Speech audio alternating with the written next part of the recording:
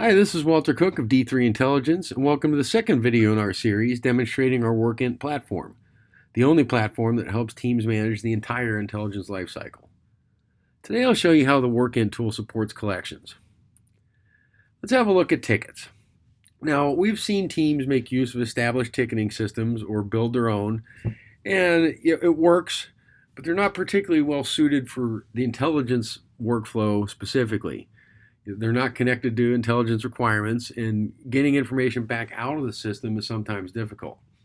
So we designed a better mousetrap, or at least one more suited for an intelligence team specifically. So in this form, we can create a ticket. It's a fairly standard process, but we've included some fields intelligence teams can use to better manage their operations. Data points such as intake mechanism, intake type, act date. These can really help teams gain a better understanding of their workflows. Rather than creating a new ticket now, let's go through a ticket that we've previously created. So in this form, we're going to leverage the mapping we did during the planning phase to tell this tool specifically which requirements this ticket is serving. So here we choose ticket 1002. This one we can see for Bill. And the tool tells you these are the only requirements that Bill has. Out of our entire universe, these are the 4 that Bill has signed up for. So we tell the tool that these are the 3 requirements that apply specifically to this ticket. So what that becomes then, that enables more powerful metrics as you converse with Bill or anyone else. You're able to then demonstrate to Bill, these are specifically the things that we're doing for you. This is the value that we're bringing.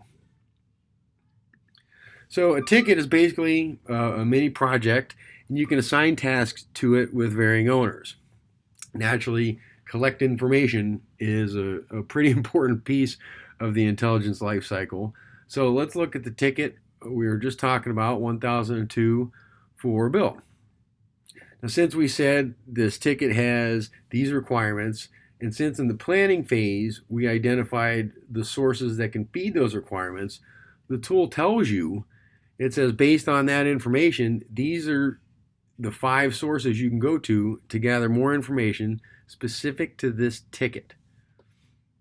A lot of times this information isn't codified anywhere in a team's documentation, and it's often tribal amongst teams. Well, I just know to send RFIs here for this type of information. So by having this, that's providing you an extra layer of business continuity as people roll on and off of your team. The tribal information has been